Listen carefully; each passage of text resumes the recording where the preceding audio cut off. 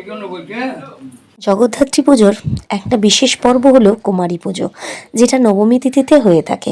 তো আজকে সেই জগদ্ধাত্রী পুজোর কুমারী পুজোর একটা বিশেষ মুহূর্ত আমি তোমাদের সাথে শেয়ার করব। Hello everyone, this is Shweta. তোমরা আছো সিম্পল লাইফ উইথ শ্বেতায়।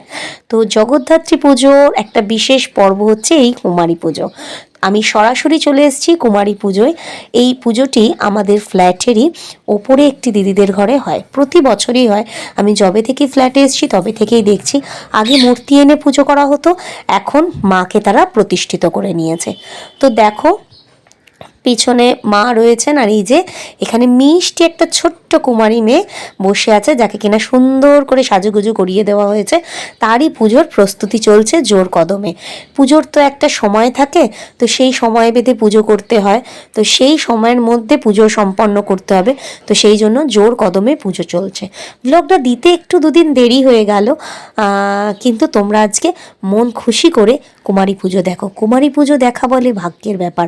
অনেকে কুমারী পুজো দেখার জন্য বহু দূর দূরান্ত থেকে আসেন, কিন্তু আমার সে সৌভাগ্য হয় অতি সহজেই। প্রতি বছরই এই বাড়িতে কুমারী পুজো হয় আর আমরা দেখতে আসি।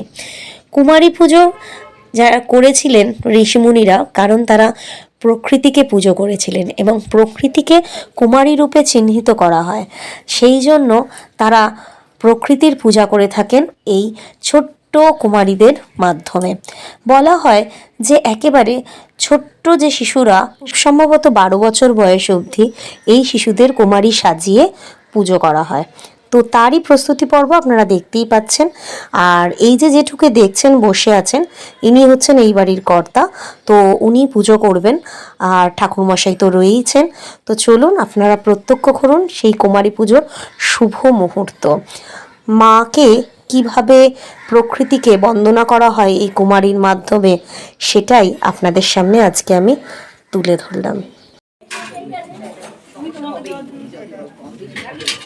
বলুন ওম বিষ্ণু ওম বিষ্ণু ওম বিষ্ণু।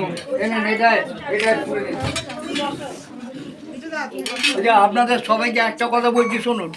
যখন অঞ্জলি দেবেন একবারে সবাই দেবেন, একটু পরে বলবেন আমি দেবো না, কারণ সময় বিরাট কম আছে, ওই জন্য বলছি। হ্যাঁ, দেরি আছে। বলুন এরপরে আরতি অঞ্জলি এক কে নাম আছে পূজা করিস।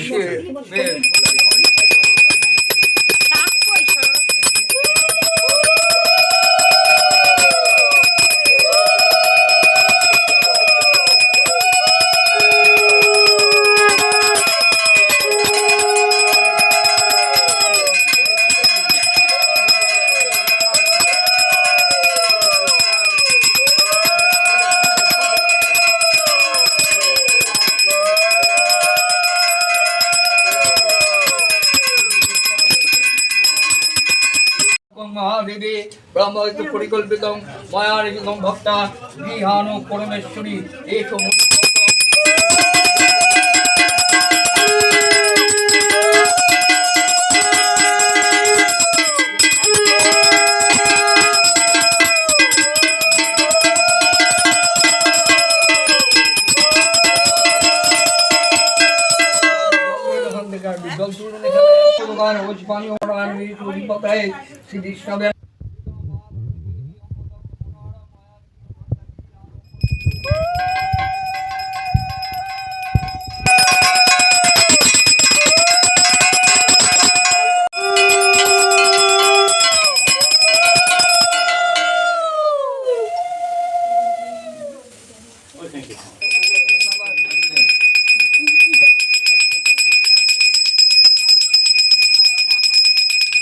এবার ওর খাবার কি জিনিস আছে? শ্রীমৎ জগদ্ধাত্রী পুরা হবে কুমারী ভূ নমঃ।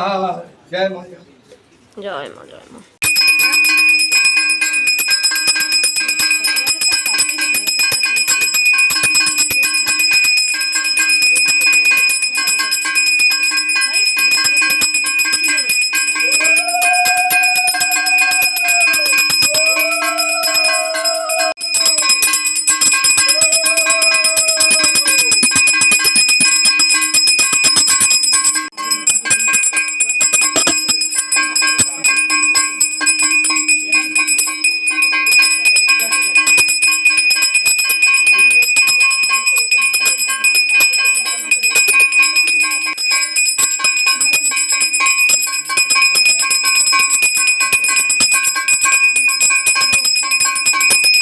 এইভাবে আরতি করে মায়ের পুজো শেষ হলো।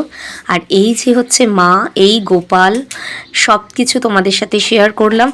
ব্লগটা তোমাদের কেমন লাগলো জানিও, ভালো লাগলে লাইক কমেন্ট শেয়ার করো।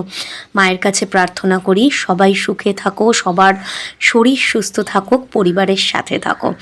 আর অবশ্যই যদি ভালো লেগে থাকে লাইক কমেন্ট শেয়ার, আর আমার চ্যানেলটিকে সাবস্ক্রাইব করতে একদম ভুলো না।